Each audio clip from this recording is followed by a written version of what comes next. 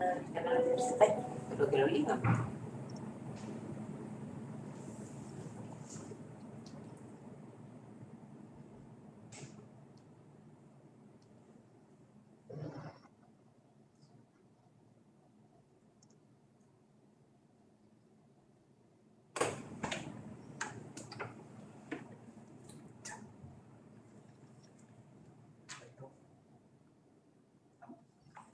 Muy buenos días, bienvenidos y bienvenidas a este conversatorio organizado por el Consejo Nacional de Televisión para analizar el impacto que tuvo la franja televisiva en este plebiscito, un plebiscito histórico, un plebiscito en que la pregunta nos señalaba un camino muy distinto si optábamos por una opción u otra, y en que además tuvo la enorme importancia de incluir por primera vez a las organizaciones de la sociedad civil.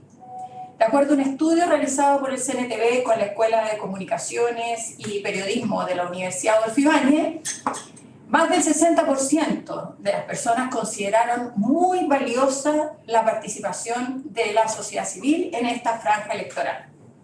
¿Cómo influyó esta franja? ¿Fue decisiva o no fue decisiva para muchos chilenos para que tomaran una u otra opción? ¿Se entendió o no se entendió? Bueno, de esto y de muchas cosas más vamos a conversar con dos distinguidos invitados a este conversatorio.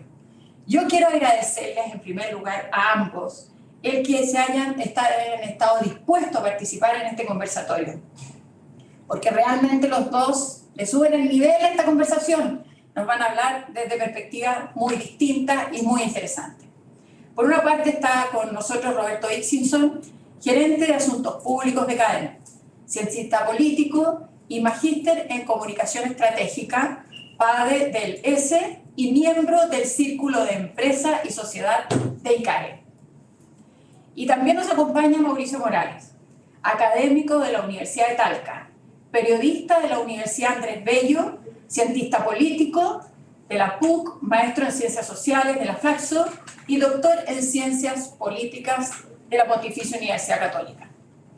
En la primera parte de este conversatorio, cada expositor va a tener 15 minutos para exponer y luego tendremos preguntas que ustedes nos pueden hacer llegar a través del chat. Vamos entonces a escuchar en primer lugar a Roberto Ixinson. Bienvenido, Roberto. Muchas gracias. Muchas gracias, Catalina, por la invitación. Encantado de estar aquí. Yo voy a compartir pantalla porque traje una pequeñita presentación. A ver, lamentablemente no fue foco de nuestra investigación, ¿cierto? En la franja, por una cuestión también importante. Recordemos que tenemos la prohibición de publicar encuestas electorales 15 días antes de la elección. Y eso nos evita de alguna manera, ¿cierto?, que podamos entregar información que creo que es relevante, y me parece importante pasar el mensaje de que deberíamos todos como país interesados, ¿cierto?, el tratar de empujar de que esta ley, que creo que es una inhibición a la libertad de informar, que creo que es un atentado contra la democracia, digamos, no siga ocurriendo para las elecciones que vienen hacia adelante. Y por lo tanto, no fue foco nuestro, ¿cierto?, el hacer preguntas en nuestras encuestas asociadas a la franja, pero sí quiero mostrar algunos datos que me parece que pueden mostrar algunos antecedentes sobre esto. Lo primero es identificar el nivel de interés que tenían los ciudadanos con respecto a este plebiscito. Y aquí hay dos momentos, por así decirlo, ¿cierto? ¿Qué hubiera ocurrido si es que el plebiscito se hubiera realizado en abril de este año sin COVID, y luego qué es lo que ocurrió, ¿cierto?, en octubre, en medio del COVID, digamos? Tenemos una historia donde en marzo el 85% de los chilenos declaraba bastante interés por este plebiscito. Esta tendencia fue cayendo de forma significativa en la medida en que pasó el tiempo y el plebiscito ya se había postergado, pero luego, y especialmente en las últimas mediciones, vuelve a subir. Aquí yo tengo marcado el inicio, ¿cierto?, de la franja, que fue el 25 de septiembre, y en general logró mantener al menos el interés, ¿cierto?, que había por el plebiscito, y un interés, y esto me parece también muy importante, un 78% declaraba que estaba bastante interesado sobre el plebiscito, versus el 49% que se declaraba interesado sobre la última elección presidencial. O sea, el interés que consideraba el plebiscito era significativamente más alto de lo que ya traía la última elección presidencial. Luego tenemos, ¿cierto?, la disposición a ir a votar y el efecto que pudo haber tenido la franja o no en la disposición a votar. Una cosa importante, lo sabemos, pero siempre es relevante recalcarlo, en Chile hay sobredeclaración en los niveles de participación. Los chilenos tendemos a decir que votamos más de lo que realmente ocurre. De hecho, la última encuesta que teníamos, un 83% declaraba que estaba totalmente decidido a ir a votar. Sabemos que eso no ocurrió, ¿cierto? Que votó más bien el 50, 51 en promedio por ciento. Pero también interesante dos cosas. Uno, que aumentó 3 puntos después de iniciada la franja. Segundo, que era 33 puntos más alta la intención de ir a votar, o la declaración al menos de ir a votar, con respecto a la última elección presidencial. ¿Eso qué significó en la práctica? ¿Cierto? Que tuviéramos una participación menor a la creo que esperábamos, producto al COVID y otras razones, pero sin duda este ha sido el plebiscito con la participación más alta, al menos desde 1989. Fueron finalmente 7.562.173 personas las que fueron a votar, y a pesar de que en el porcentaje no es significativamente más alto, sí finalmente se tradujo en un plebiscito histórico, que además empujó, sabemos, ¿cierto?, la participación en sectores donde hace mucho tiempo no ocurría, ¿cierto?, sectores más populares, aumentos superiores al 10% en comunas como La Pintana, Puente Alto, Quilicura, Renca, Pudahuel, Los Espejos, Cerro Navia, Maipú, Huechuraba, Perro, Yerocera, San Joaquín, otras, ¿cierto?, que reflejan, ¿cierto?, un cambio en relación a lo que veníamos observando en las elecciones anteriores. Con todo eso, lo que nosotros habíamos hecho antes era estimar cuál era el votante probable, y aquí me parece interesante también para poder ir viendo si es que la franja tuvo efectos sobre algunos segmentos específicos. De nuevo, esto es una proyección de una encuesta, el CERVEL en un tiempo más nos va a entregar la información, pero sí nos sirve para ver algunas cosas. Por ejemplo, que a pesar de que las mujeres votaban más que los hombres, o votan más que los hombres tenían mayor probabilidad de ir a votar que las mujeres. Esto también me parece importante, los jóvenes tendieron a empatar su nivel de probabilidad de voto con respecto al segmento 35-54, y se nos cayó los mayores de 55 de forma significativa, un 44%, siendo que las elecciones anteriores votaban mucho más. Se mantiene en parte el sesgo de clase, los niveles altos declaran que participaron más que los sectores bajos, de 54 a 49%, y otra cosa que creo que también explica el resultado, solo un 41% de los identificados con la derecha tenían alta probabilidad de ir a votar, y en cambio eso llegaba a un 65% en aquellos identificados con la izquierda. Ahora, ¿qué pasó con el otro 50% que dice que no fue a votar, ¿cierto? ¿Cuáles son las principales razones? Y aquí también podemos ver algunas claves sobre si es que la franja tuvo o no un efecto al menos sobre la movilización. La principal razón, la gente dice, son razones personales, porque estaba enfermo, porque no alcancé, por otros motivos, digamos, pero finalmente acusan a una decisión personal el 25%. Luego un 21%, que no deja de ser importante, ¿cierto?, declara que no fue a votar por temor al coronavirus. Y en tercer lugar, y esto también me parece importante pensando en cómo podemos mejorar un poquito hacia adelante, el 19% declara que no fue a votar porque no vive en la comuna donde estaba inscrito o lo cambiaron de local de votación. Por lo tanto, podríamos pensar en algunos sistemas que permitan, ¿cierto?, cerrar esa brecha de forma más automatizada, más que en un proceso manual, ¿cierto?, que tiene que ser una función. Y ahí están las tres principales razones. Ahora, ¿la franja tuvo una influencia o no sobre el resultado de la elección? Yo creo que no.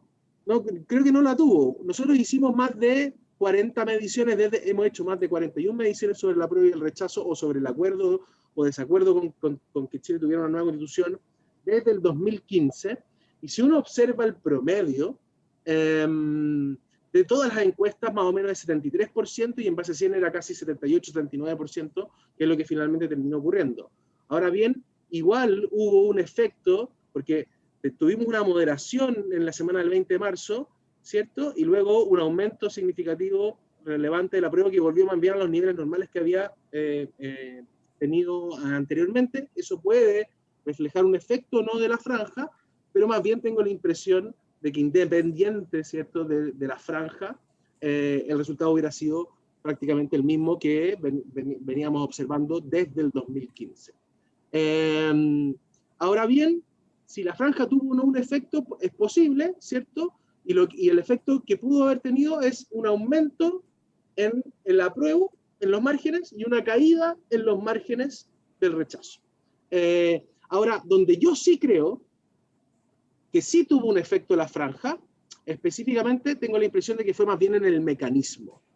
El mecanismo para el proceso para llevar adelante, ¿cierto?, la nueva constitución, en general habían venido mostrando mucha variabilidad durante el tiempo, pero ustedes pueden ver aquí, la comisión mixta se desplomó en las últimas 2 o 3 mediciones.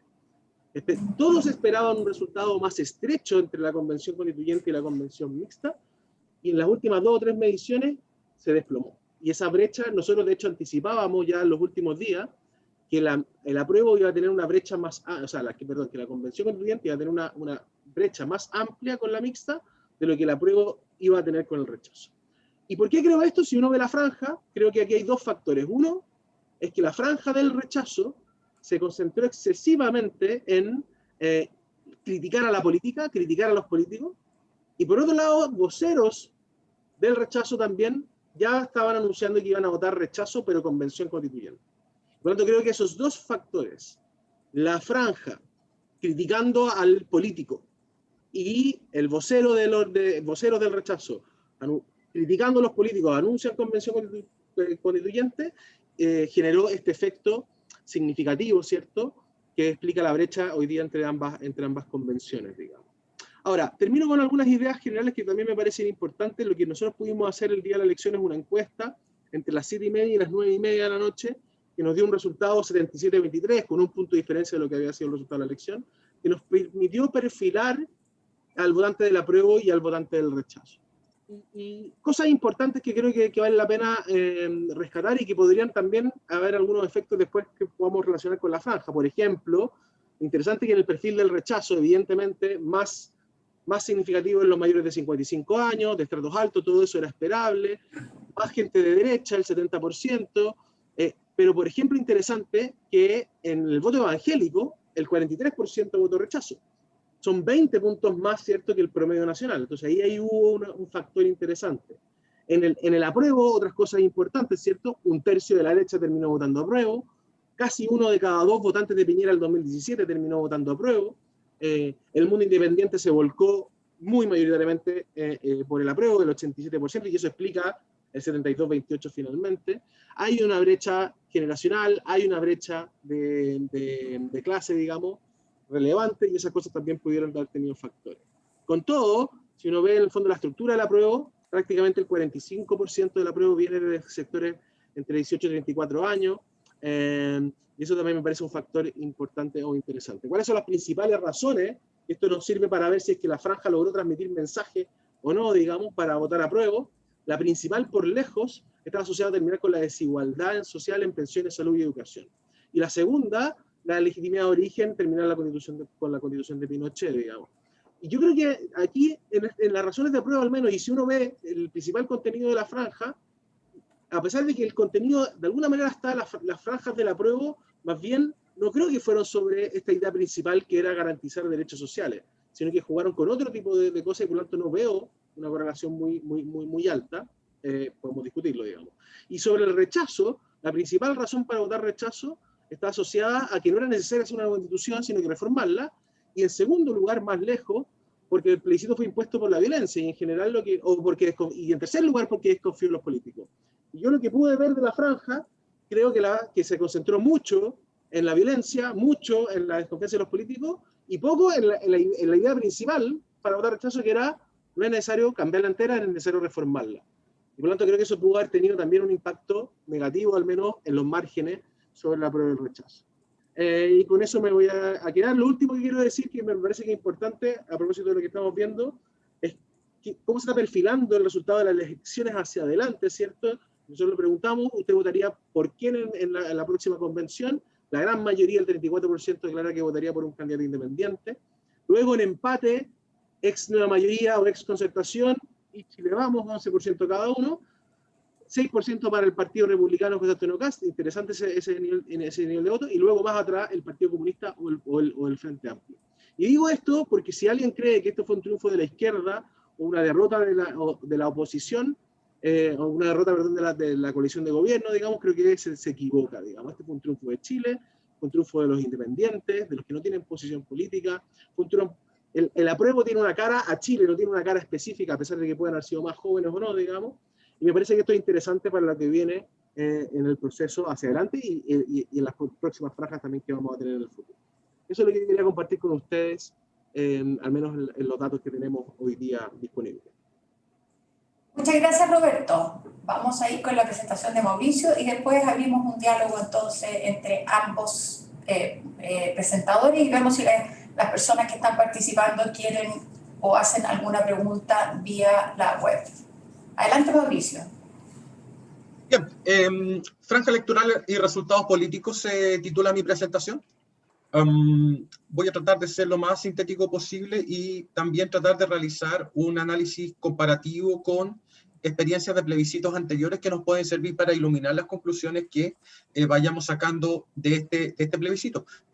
Lo primero, y no es sorprendente que las franjas tengan poco impacto sobre la predisposición o sobre el resultado electoral por razones muy sencillas. Primero, porque en general, por lo menos en Chile, a diferencia de países más volátiles o más inestables, existen patrones de votación, tenemos variables de largo plazo que van explicando esa conducta electoral y decisiones contingentes, pero decisiones contingentes que no siempre tienen que ver con la franja, sino que fundamentalmente con el ambiente económico que viven los países y las tasas de delincuencia y la corrupción, por cierto, son tres elementos que mueven a los electores en el corto plazo, pero en general la decisión de largo plazo es la que prima. Esto era mucho más seguro cuando existían altos niveles de identificación con partidos. La identificación con partidos muchas veces funcionaba al revés de como generalmente lo entendemos. Nosotros desde la ciencia política entendemos que la identificación con partidos es muy importante para la consolidación de una democracia, pero a veces funciona al revés. A veces funciona como un bloqueo a la accountability. ¿Por qué? Yo voto por este partido y aunque sea corrupto, aunque tenga el país sumido en una crisis, aunque la delincuencia esté disparada, es mi partido, es mi gobierno y lo voy a seguir votando como tal. Y hoy día, con niveles más bajos de identificación con partido y con mayores niveles de desafección, el electorado, si bien es más móvil, de todas maneras mantiene patrones de votación históricos si es que pensamos que la entrada de jóvenes a votar ha sido lenta. En 2013 votó el 30% de los jóvenes, en 2017 cerca del 35% de los jóvenes de 18 a 29 años, y en este plebiscito esperamos que haya sido más, pero no estamos muy seguros de aquello. Luego, ¿qué hacen las campañas y las franjas? Bueno, dibujan contenidos y tienen como objetivo el impacto, pero la conducta siempre electoral se va a basar en estas dos dimensiones, en el corto y en el largo plazo. Y además que la relación entre la predisposición de la gente y la exposición a la franja es endógena. No sabemos si es que la franja es lo que explica la conducta de la gente o si es la predisposición de la gente la que la mueve a ver la franja. Es decir, una persona que estaba por el apruebo se expuso a la franja del apruebo porque ya tenía su decisión tomada. Es más difícil pensar que la franja es la que haya generado un cambio en la conducta electoral de las personas. ¿Cuáles son las teorías que hay sobre plebiscitos fundamentalmente como este y el efecto que pudiera tener la franja? Bueno, se supone que en estos plebiscitos hay una disputa entre consenso y polarización en este acuerdo de élite, bajo un plebiscito sucesorio, que ya voy a hablar de ese, del año 88. Luego está la otra dimensión, que es la movilización en términos de protesta y presión simbólica, y los resultados en términos de expectativa, cambio y esperanza. Y en este plebiscito, por lo menos la franja del apruebo transmitió más esperanza, transmitió más cambio, transmitió más expectativas en comparación con la franja del rechazo, que era una defensa un tanto fría del statu quo, y adicionalmente esa franja que promovía el rechazo para reformar, en realidad no entregó ninguna, o al menos yo no vi, un paquete de reformas constitucionales para solventar su postura. Por lo tanto, si es que uno se va a la teoría sobre plebiscitos, resultados y variables que explican ese resultado, la franja del apruebo cumplió con las 3 condiciones elementales: expectativas, cambio y esperanza. Sin embargo, si es que uno nuevamente se va a la teoría y entiende las campañas y la franja como una instancia de información y refuerzo versus clivajes societales de mucho más largo plazo, donde hay etiquetas partidarias y patrones de votación, la balanza parece inclinarse en la segunda dimensión. No en la primera, pero sin desconocer que la primera tiene un impacto más en el conocimiento de la elección y en la participación de la gente, como voy a argumentar ahora, respecto, en comparación a un escenario sin franja. ¿Por qué traje esto, Presidenta, para que lo examinemos con detalle? Este fue el plebiscito del 88, donde podemos evaluar con quizás mayor precisión lo que pasó con esa franja. Esa franja fue mucho más vista en comparación con esta.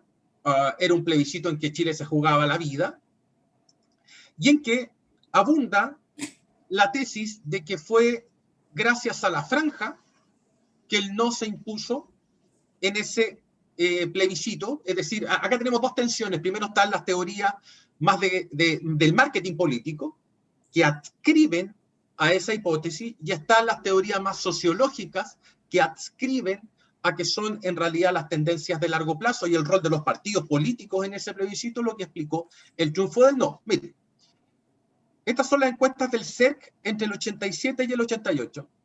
El no venía ganando el plebiscito desde noviembre del 87 con una ventaja un tanto estrecha, que es de ¿cuántos? 4 puntos aproximadamente. Esa diferencia se estira en agosto del 88 a casi 10 puntos antes de la franja. Después de la franja, ¿qué se produce? Claro, se produce un incremento en el apoyo al no, pero una caída muy significativa en el apoyo al sí. ¿A qué se debió esto? Una vez iniciada la franja, se cristalizan de mejor manera las opciones en favor del no. La gente pierde el miedo, que fue uno de los contenidos centrales de esa franja. En segundo lugar, y como muestran estas mismas encuestas, bajan las percepciones de fraude. Cuestión que era muy importante para la gente en esa época, porque no había seguridad si que el régimen iba a respetar o no los resultados. Y en tercer lugar, se da cuenta de algo que no vimos en las encuestas para este plebiscito: espiral de silencio. Se habló muchas veces de que en este plebiscito había un voto escondido, el rechazo, una espiral de silencio. En realidad parece que no lo vimos mucho. Acá sí. Fíjense, por favor, cómo el sí cae una vez emitida la franja, que la franja del no era de mayor calidad, la del sí era una franja muy retrógrada.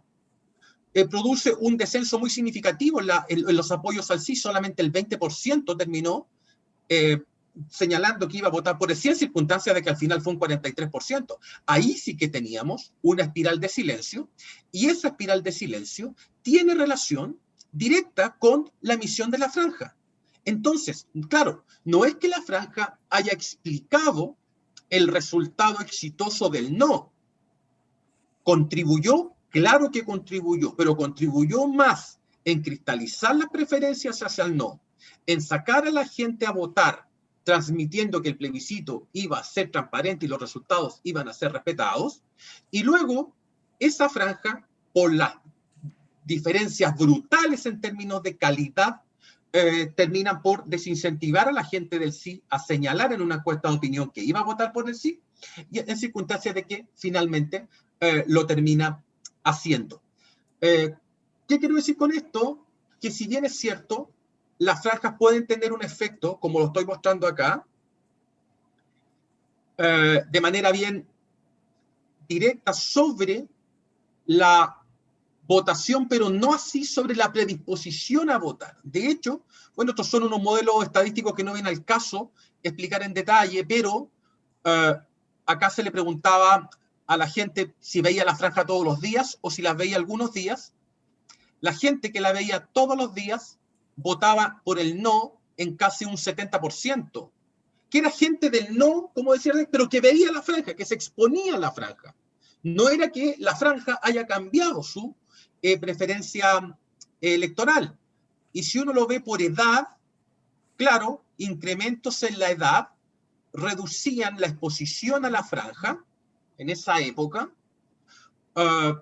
y claramente había una brecha entre quienes veían la franja todos los días y quienes las veían algunos días. Los que las veían todos los días eran la gente del no, politizada. Las que no la veían todos los días probablemente no era gente tan politizada y se expuso en menor proporción a esta franja.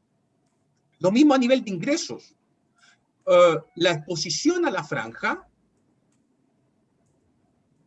era, claro, incrementos.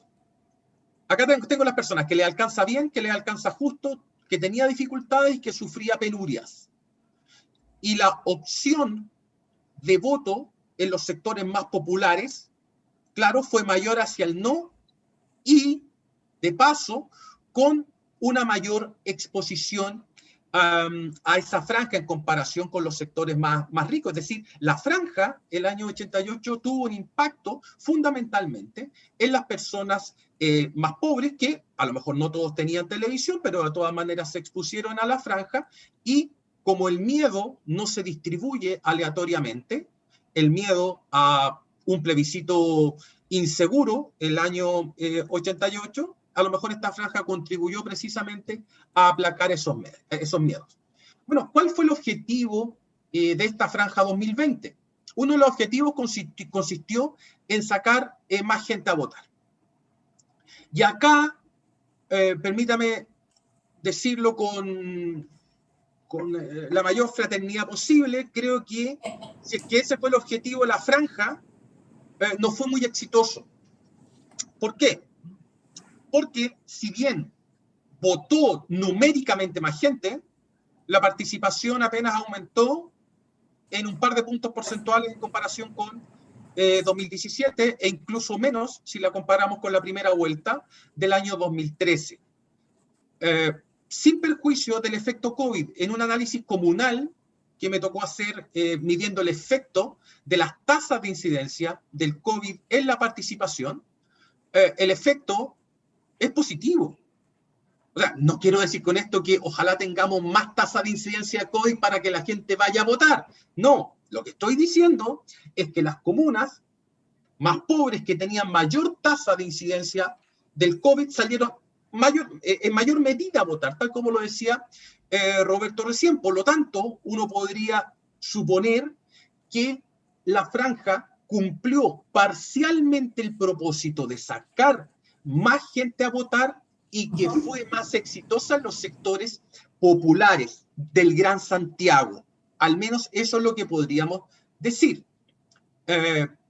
Bueno, ahí está la evolución de la participación, es un 50.9, no es una cifra para volverse loco, pero de todas maneras es mayor a lo que veníamos observando. Yo creo que esta sensación de que fue una participación baja tiene más que ver con las expectativas que se formaron las personas que estaban a cargo de la prueba, que en privado te decían que iba a votar cerca del 70%, y la historia decía que no, la historia decía que con suerte iba a votar cerca del 50%. Bueno, y acá hay una demostración, si se quiere, de cómo la participación reaccionó a los ingresos,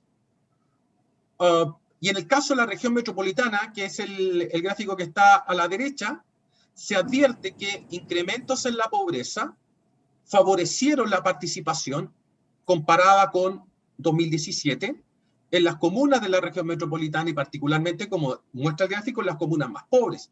Ahí está la sospecha de que la franja pudo haber tenido algún efecto, pero en el resto del país, es decir, lo que no es región metropolitana, incrementos en la pobreza fueron de la mano con un descenso muy significativo de la participación electoral comparando 2020-2017.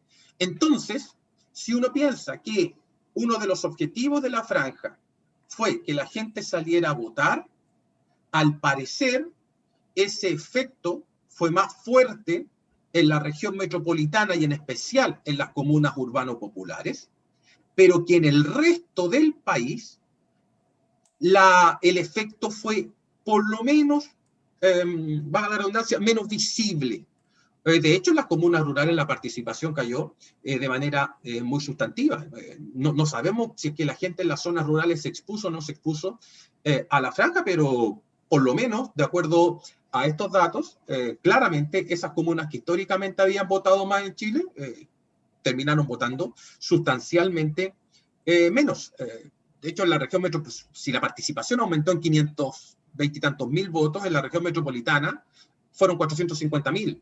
O sea, gran parte del incremento de la participación estuvo en la región metropolitana. No hay duda de aquello. El resto de las regiones, de hecho, hacia el sur, la participación retrocedió muy significativamente.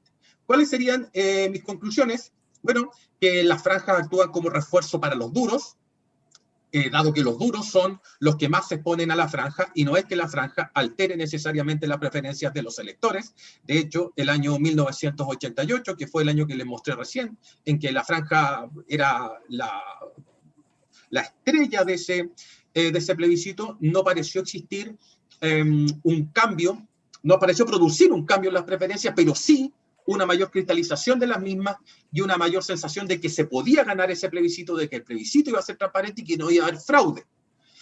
La franja también, como espacio de información, ahí coincido 100% con Roberto respecto a que la papeleta 2, la papeleta sobre el órgano redactor de la Constitución, muy probablemente la franja sí haya tenido un efecto muy significativo en esto de mixta no. Me parece que ese mensaje breve pero contundente sí produjo un efecto, sobre todo que se nota en el gráfico que mostraba Roberto recién. La franja finalmente como espacio de confrontación, particularmente en esta franja en que el desorden era absoluto, y yo sé que usted no es la responsable, son responsables los partidos políticos y los comandos que presentaron sus franjas, pero era una cosa impresionante, no era el arcoíris del año 1988 de la concertación de partidos por el no. Esto no, estuvo lejos de ser un arcoíris y era un conjunto de mensajes que era muy difícil de entender. Por eso, en términos de apruebo o rechazo, creo que no se cumplió el rol de informar, pero sí en la segunda papeleta, y eso hay que reconocerlo particularmente en la franja de la Convención Constitucional, que sí consiguió por lo menos instalar esto de que mixta no, y también señalar que la convención mixta no era entre hombres, no era paritaria entre hombres y mujeres, sino que era entre congresistas y ciudadanos de a pie. Por lo tanto, en síntesis, el efecto, y usted no se asuste, presidenta, porque esto siempre ha sido así en todas partes del mundo aquí. El efecto de la franja es mínimo, es muy acotado. Por eso le quise mostrar lo que pasó el año 88, en que asumíamos que el efecto de la franja había sido brutal, en circunstancias de que fue un efecto importante, moderado, en ningún caso decisivo. Él no venía ganando desde antes, pero muy importante para, como decía recién, sacar a la gente a votar. Y en este plebiscito, si es que pudiésemos sacar una conclusión algo más favorable, yo coincido mucho con Roberto, insisto, en el tema de la segunda papeleta, porque ahí sí que se nota un cambio significativo en la caída de la Convención Constitucional Mixta. Eso sería. Muchas gracias. Me pasé en 2 minutos. No importa. Muy bien, muy interesante, Mauricio. Muchas gracias.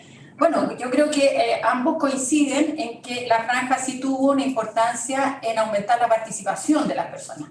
Efectivamente, por los gráficos mostrados por Mauricio, da la impresión de que este efecto fue más fuerte en la región metropolitana que en las zonas rurales. Eso habrá que verlo con más detención y con más detalle en los próximos estudios, me imagino.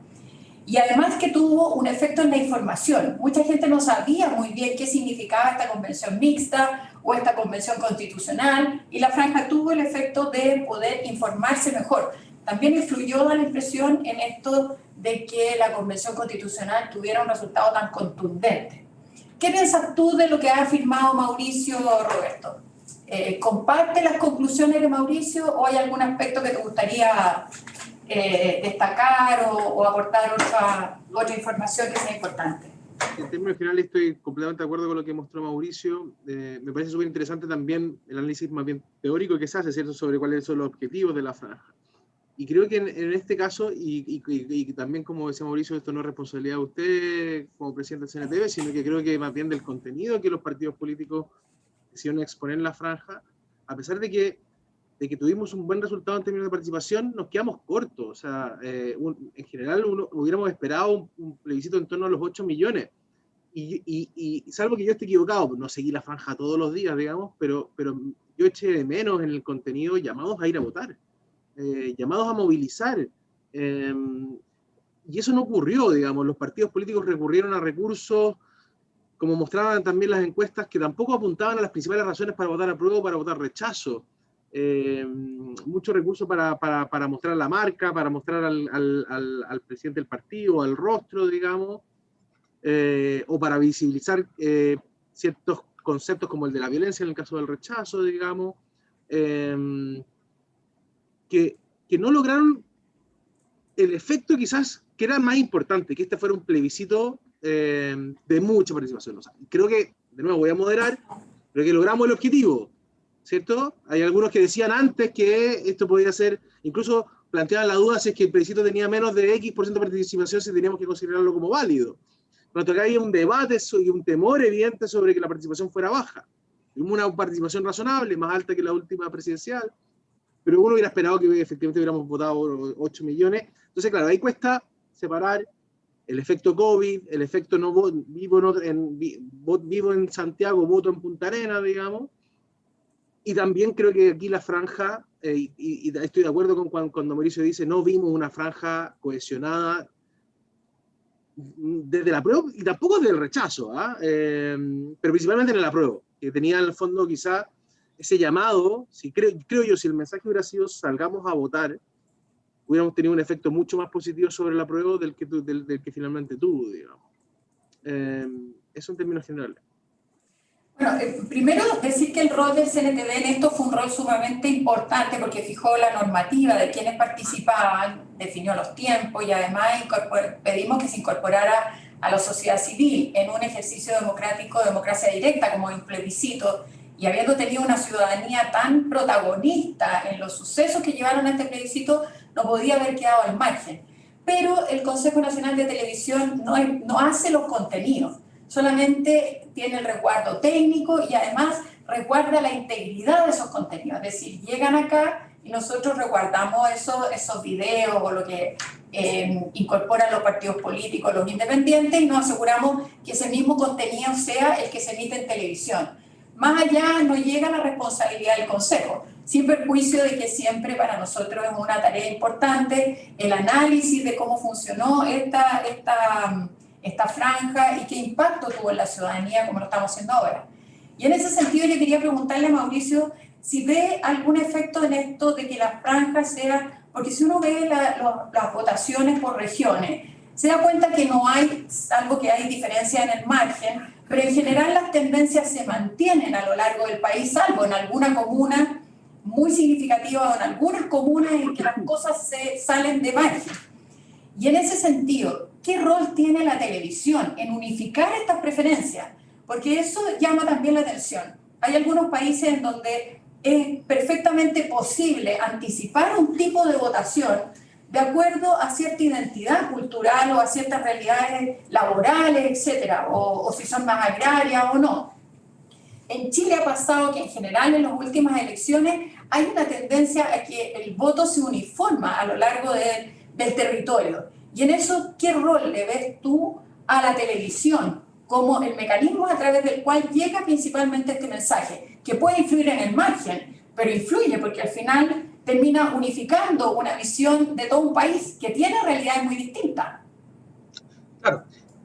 Paso a responder la pregunta, Presidenta. A lo mejor no me vas a invitar más después de lo que voy a decir, pero... Al contrario, me encanta. Muy interesante lo que... Este iba a ser mi debut y despedida, pero mire, le voy a decir lo siguiente.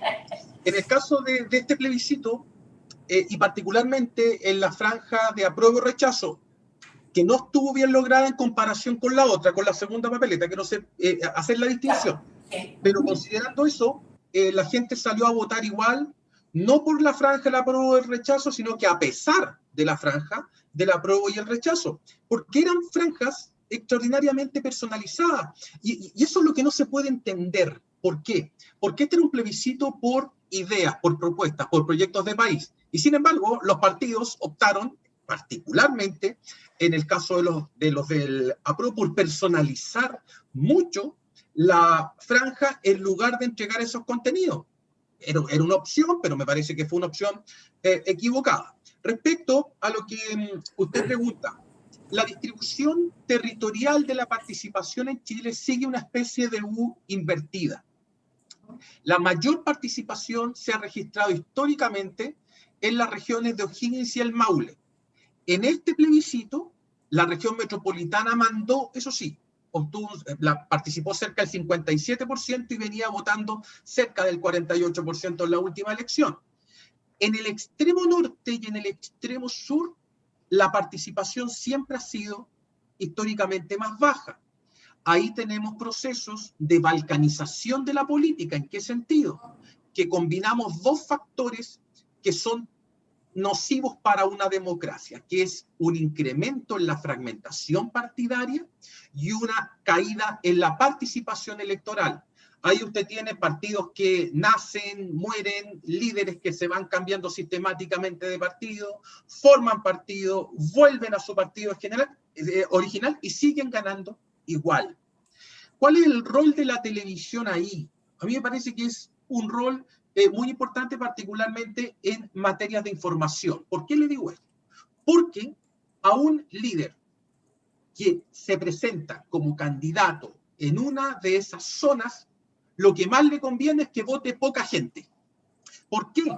Porque él tiene un límite para movilizar ciudadanos el día de la elección, vía traslado, vía clientelismo, si usted lo quiere ver así.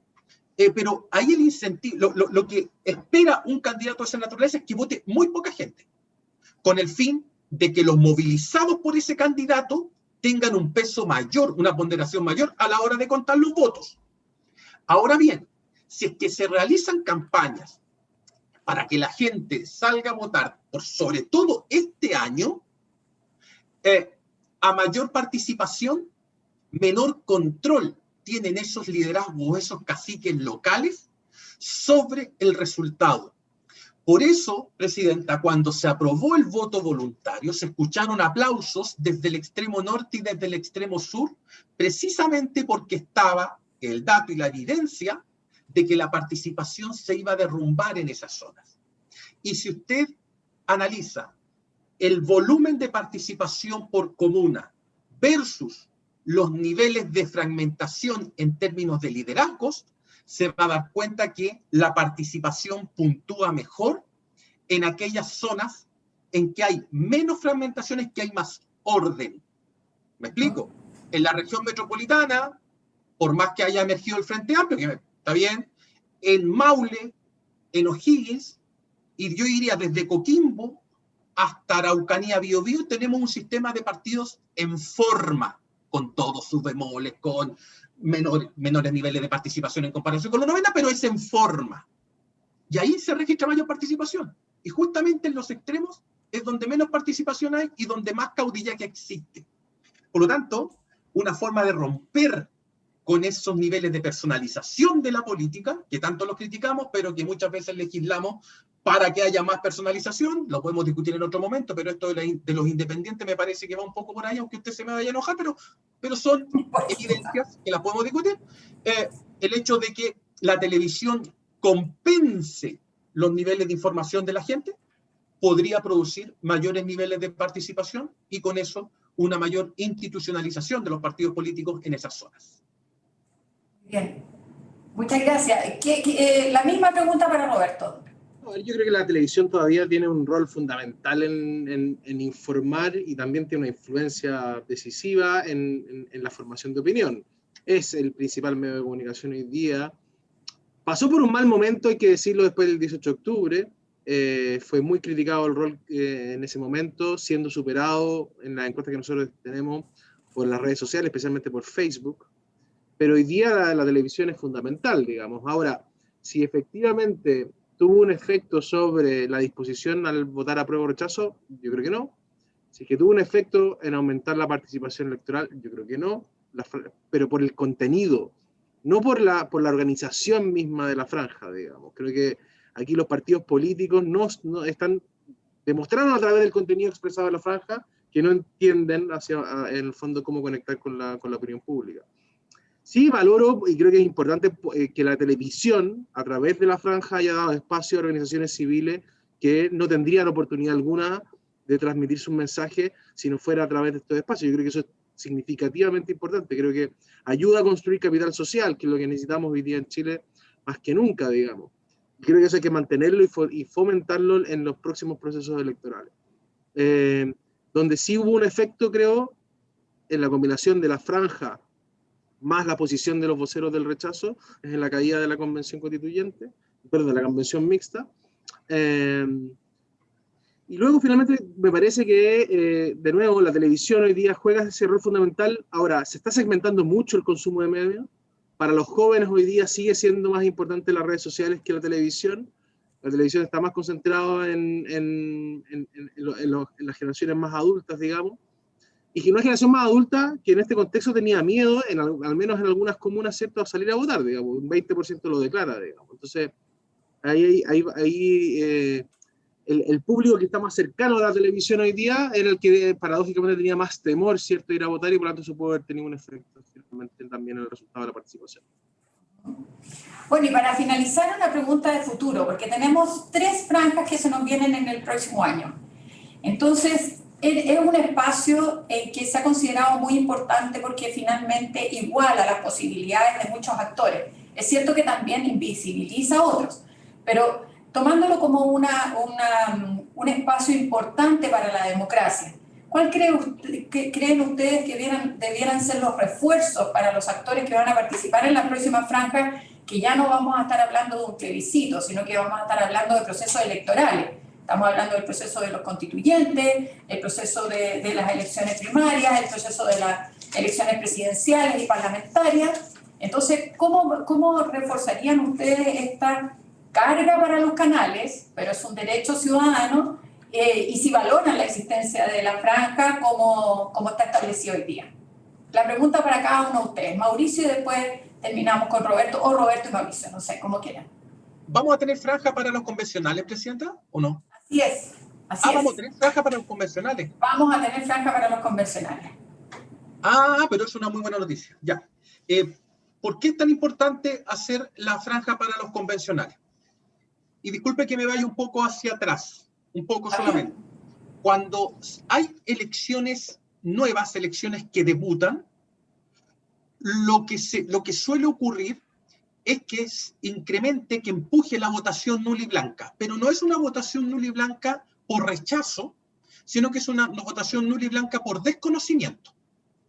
Por lo tanto, si es que hay franja para los convencionales, ¿para los gobernadores también o no? No, pero es solamente para los convencionales. Ya, para los convencionales eso automáticamente va a aumentar el nivel de conocimiento de la ciudadanía respecto al proceso electoral y también respecto a los candidatos. Ahora, ¿cuál va a ser el gran desafío? El desafío, quizás no para el Consejo, pero sí para los partidos políticos, va a consistir en no reproducir lo que pasó en la reciente franja electoral, particularmente por el nivel de fragmentación que va a existir. Si es que el año, cuando debutó el nuevo sistema electoral, compitieron 960 candidatos a diputados, y en esta convención aplicamos el mismo sistema electoral, y probablemente con más listas, no sería extraño que la oferta supere los 1000 candidatos. Y el problema, Presidenta, va a ser el siguiente. ¿Qué es lo que yo sugeriría? Pero no sé si se puede hacer. Yo a las señales de televisión los obligaría a tener franjas segmentadas por territorio. Me explico. Si es que tenemos las regiones de Arica, Parinacota, Tarapacá, Antofagasta, por ejemplo, ahí tener una franja para los candidatos de esa zona.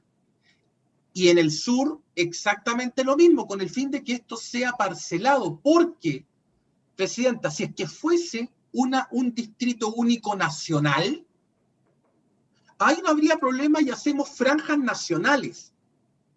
Pero en este caso es una elección territorial por distrito que se hace por primera vez y que no es como una elección de alcaldes que el cargo dura 4 años. No, esta es una elección que va a dibujar el Chile los próximos 40 años. Por ende, si es que es una franja nacional, eso va a traer como consecuencia, y se lo doy firmado, un nivel de desorden y fragmentación brutal.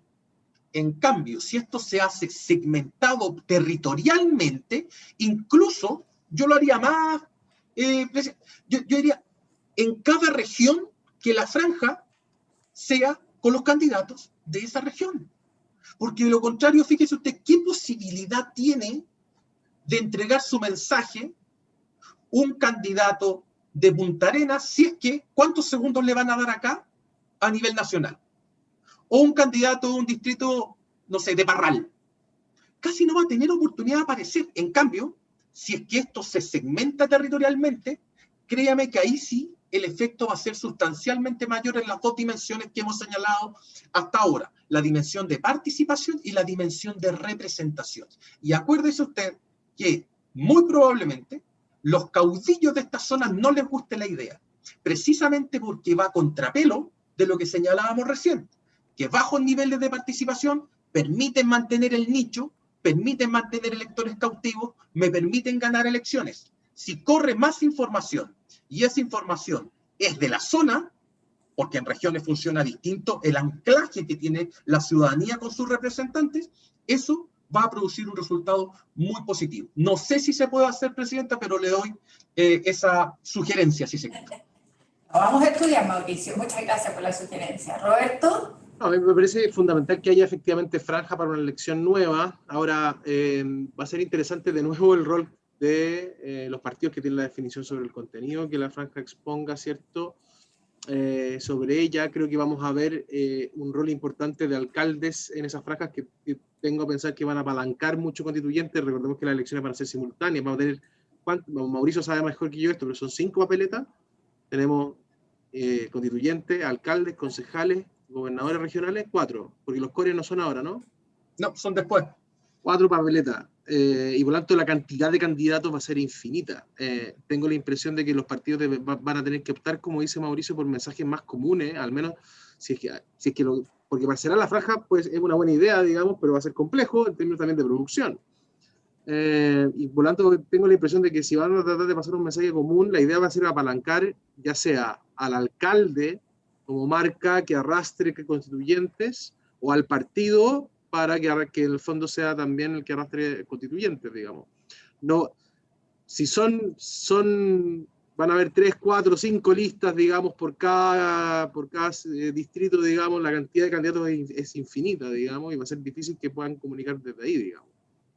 Yo creo que una buena idea como propuesta, y creo que el CNTV debería, eso se me ocurre ahora, digamos, pero debería considerarles tener la opción de tener una franja online, que le des más espacio a candidatos, que puede estar administrada incluso por el mismo CNTV, digamos. Puede tener un canal de YouTube, y eso permite que en el fondo haya más contenido disponible para, sobre todo, las generaciones que se informan menos por televisión hoy día, digamos. Y puede darle más espacio a más rostros a, en el fondo, exponer sus ideas. La televisión hoy día no es solo a través del fondo de la pantalla entre las 9 y las 9:30, digamos. Se consume se consume post, se consume por múltiples dispositivos, es mucho más flexible. Y por lo tanto yo creo que hay por ejemplo, una idea que creo que puede ayudar además a que tenga un efecto interesante, que se puede debatir, digamos, a darle un espacio, en el fondo, no solo a través de la franja horaria que tiene el programa, por así decirlo, sino que en otros espacios también. Solo para agregar, abundar en lo que decía Roberto recién. El año 2016 compitieron 13.130 candidatos a concejal, 1.211 candidatos a alcalde. Si es que sobrepasamos los 1.000 o llegamos a los 900 en el caso de los convencionales y adicionamos los candidatos a gobernador regional, vamos a tener tranquilamente 15.000 candidatos compitiendo. Si es que no más. Es una locura. Una locura. Por lo tanto, ahí sí, que yo creo que estas ideas que hemos sugerido con Roberto para la franja, me parece que pueden contribuir, porque de lo contrario, insisto, de hecho la franja puede ser incluso, no por usted, sino que por los partidos puede ser incluso nociva para la participación. Sí. Porque va a haber un desequilibrio, presidenta. Usted va a tener un candidato a gobernador que no tiene franja, alcaldes que no tienen franja, concejales que no tienen franja, convencionales que sí tienen franja. Yo le garantizo que la gente luego se va a confundir y va a decir, oye, este va a la convención o va como alcalde, y se va a enfrentar a papeletas enormes. Tenemos que ponernos en el lugar de la gente que va a votar, y eso muy pocas veces lo hacemos. Y para que la gente salga a votar y no se equivoque en el voto, tenemos que entregar información. Yo le decía recién, en el caso de las elecciones de Core 2013, que a la gente le entregaron el cuarto voto y no tenía idea. La votación blanca fue del 14%, en diputados fue del 7% y en presidente fue del 2 o 3%. Entonces, cuidado, que nos podemos, entre comillas, echar un proceso por falta de información y por poca capacidad para prever lo que se viene. Lo que se viene para mí es clarísimo, es una super oferta de candidato y de alguna manera tenemos que facilitarle las cosas a la gente. Muy bien. Ha sido un conversatorio muy interesante. Quiero agradecerle a Roberto Ixilson y a Mauricio Morales por haber participado en este conversatorio. Nos queda claro que la franja fue importante. Fue importante para la participación y fue importante a lo mejor para la información de los ciudadanos. A lo mejor no tanto en la primera cédula, todos sabíamos lo que era cambiar la Constitución o quedarnos con una Constitución, la Constitución actual, pero era muy difícil entender al detalle lo que significaba la convención mixta y la constitucional. Tenemos franja para rato, tenemos 3 franjas en el próximo año, que es un desafío para el Consejo Nacional de Televisión, pero es un desafío para los actores políticos también y para los legisladores, porque gran parte de estas normas quedaron definidas así en la Constitución y en la ley. En el caso de las próximas elecciones, solamente tenemos contemplada la franja para los convencionales, pero tal como nos recordaban ambos analistas, aquí vamos a tener un sinfín de elecciones que están en paralelo y muchos de esos candidatos resultarán, o esas propuestas resultarán invisibilizadas. Por lo tanto, tomamos con mucho interés las 2 propuestas que nos han hecho. Por una parte, Mauricio diciendo si es posible segmentar por regiones, y por otra parte, Roberto diciéndonos si podemos sacar adelante un canal o un sistema de información online que permita a la ciudadanía aumentar su nivel de información y ojalá aumentar la participación. Bueno, vuelvo a agradecerles a los 2 por haber participado en este conversatorio. Realmente han sido muy generosos con su participación y con los estudios que nos han mostrado, y esperamos poder seguir contando con ustedes en futuros conversatorios de aquí en adelante. Así que muchísimas gracias. Encantado, que esté muy bien. No, encantado, muchas gracias. Gracias, chao, chao. Chao, chao.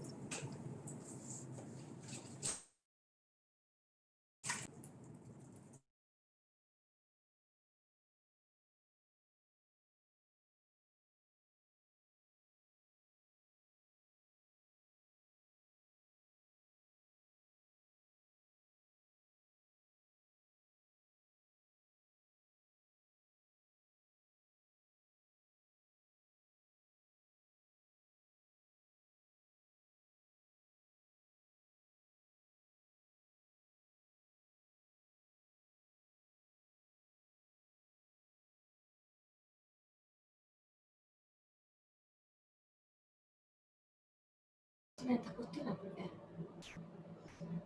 la plata que se